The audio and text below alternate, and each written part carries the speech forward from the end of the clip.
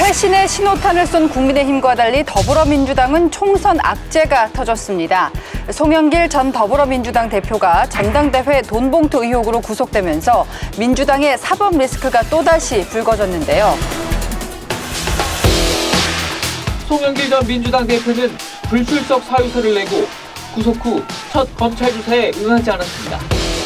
대신 변호인을 통해 수처작주, 입척 개진이라며 어느 곳에 있든지 검찰에 굴복하지 않고 싸워나갈 것이라고 했습니다. 또 김건희 여사를 수사하지 않는 특수위부는 직무유기이고 한동훈 장관의 발언은 궤변이라고 말했습니다. 송 전 대표는 지난 8일 검찰 조사 때도 정치적 기획 수사라며 조사 내내 진술을 거부했습니다. 검사 앞에 가서 아무리 억울한 점을 해명해 보아도 그 실효성이 없습니다. 판사 앞에 가서 하겠습니다. 검찰은 송 전 대표에게 다시 조사하겠다고 통보했습니다. 송 전 대표가 계속 조사에 응하지 않을 경우 체포영장을 발부받아 강제 구인하는 방안도 검토 중입니다. 송 전 대표의 구속이 민주당에 미칠 파장 어떻게 예상하십니까? 저는 이제 송영길 전 대표가 제 개인적으로 대학 동기고요. 그리고 인천에서 노동운동할 때도 같은 조직이고 그랬는데 이걸 보면서 어떤 생각이 드냐면은 이제 86 정치가 이른바 이런 식으로 비극적 종말을 구하는구나. 그들의 이념이요. 딱 80년대에 고정돼 있고요. 화석화돼 버렸습니다. 진화에 실패했습니다. 그러니까 이념 정책 사고에 있어서의 그 지체 현상이 일어났고요. 그런데 이제 이번에 송영길 전 대표의 이 돈봉투 사건, 거기에 대해서 하나도 인정 않고 뭐 이런 거 보면 이제 도덕적으로 파탄했다. 이념과 도덕 양면에서 총체적으로 파산한 거다. 이렇게 봅니다. 실제로 586 운동권의 씁쓸한 윤리적 몰락이다 이런 평이 많이 나오고 있는데 그 송영길 전 대표가 사실 먼저 검찰 조사 받겠다라고 가지 않았습니까? 근데 구속 후 검찰의 첫 소환 조사에도 불응을 했단 말이에요. 지금 민주당 쪽에서는 검찰 전체를 악마화하고 있습니다. 예. 검찰에 가서 얘기를 해봐야 그게 실체적 진실 발견에는 도움이 되지 않는다. 그러니까 묵비권 행사하고 법정 가서 얘기하겠다. 이런 게 기본적인 태도로 보여집니다. 구속 이후에 검찰에서 소환을 했는데 뭐 그런 이유로 불응을 했다고 보여집니다. 어쨌든 송영길 대표는 혐의가요. 먹사연 통해 가지고 7억 6,300만 원 수수한 거, 여수 폐기물 소각장 관련해서 청탁을 받고 4천만 원을 수수한 거, 또 이성만 의원으로부터 1,000만 원, 그다음 사업가 김모 씨로부터 5천만 원 이렇게 받아가지고 캠프 지역본부장 활동비로 650만 원을 주고 또 윤관석 의원한테 국회의원 돈봉투 20개 합의 6천만 원을 준 이런 혐의로 지금 구속영장에 나와 있는 걸로 알려져 있는데 입증은 얼마나 돼 있는지 사실 뭐 잘 모르겠습니다. 어쨌거나 우리 민주당은 그래도 상대적으로 높은 도덕성을 무기로 해서 국민들께 사랑을 받아왔죠. 근데 정당의 최대 행사인 전당대회와 관련해서 당대표를 뽑는 일에 금품이 연루가 되고 그래서 직전 당대표가 구속이 되고 또 소속 의원 20여 명이 연루가 되어 있습니다. 당 전체의 도덕성에 뭐 상당한 문제가 생겼다고 지금 보여집니다. 근데 최고위원회에서는 아무 말도 없고 원내대변인은 그분 탈당하신 분이다. 공식 입장 없다. 지금은 이제 탈당을 하셔서 개인의 몸인데 공식 입장은 없습니다.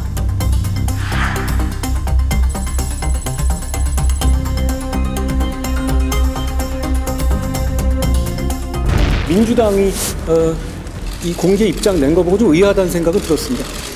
그동안 민주당은 이 수사가 기획 또는 조작 그리고 잘못된 수사다, 부당한 수사다 라면서 검사 좌표 찍으면서 계속 입장을 내왔죠.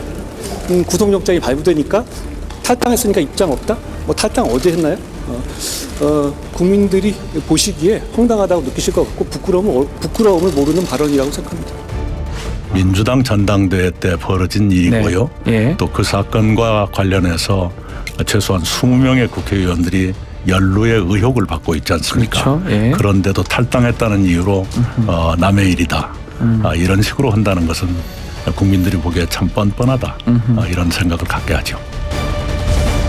아무리 탈당을 했더라도 그걸로 우리 사람 아니다라는 걸로 사과도 안 하고 그냥 오불간은 해버리면 국민들이 납득하시고 또 그래 알았다라고 하실 것인가. 제가 생각하기에는 정말 처절한 사과와 반성이 네. 있어야 되겠다. 그리고 앞으로 이거 재발 방지를 위해서 전면적인 쇄신책을 내놔야 되고 늦었지만 지금이라도 자체조사해서 자체조사해보니까 이렇습디다라고 그 결과를 내놓고 그 결과에 따라 공천에 반영을 하는 것까지 해야 네. 국민께서 이제 저 당에서는 이거 하지 않겠구나 신뢰를 주실 거고 그래야 국민 세금으로 운영되는 공당으로서의 자세가 아닌가. 조홍천 의원께서는 이재명 대표가 지금 더불어민주당이 감당할 수 없는 기대를 보이신 거예요. 기대가 아니고요. 당연론을 얘기하는 겁니다. 당연론. 그런데 왜 그러냐면 이미 진상조사가 필요하고 나온 거에 따라서 징계를 하든 제재를 하든 했더니 뭐라고 그랬냐면 이재명 대표나 당 지도부에서는 할 수 없다.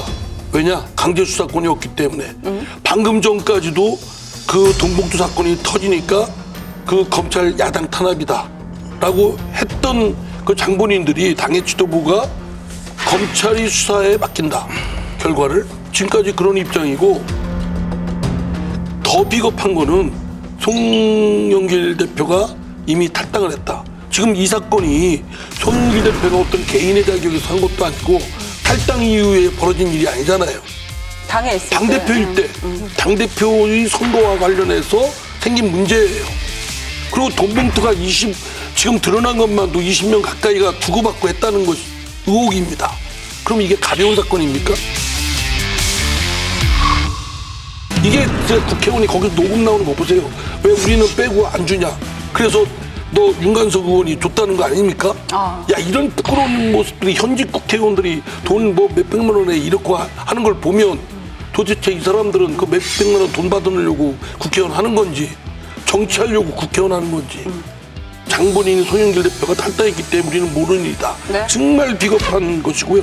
자정기능이 멈춰 서 있는 것뿐만 아니라 비겁한 태도고 이러한 것들이 더불어민주당의 수준입니다.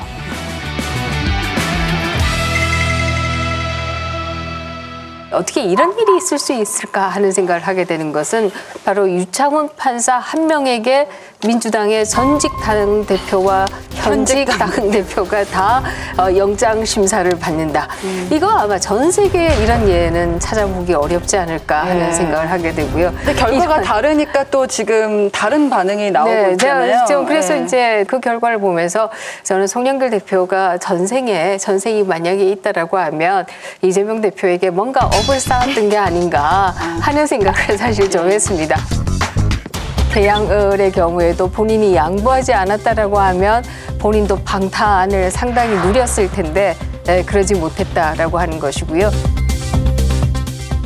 유창훈 판사가 왜 송영길 전 대표는 구속시켰는가? 그게 이재명 대표를 구속 안 시킨 것에 대한 부담감이 저는 상당히 작동했을 것이다.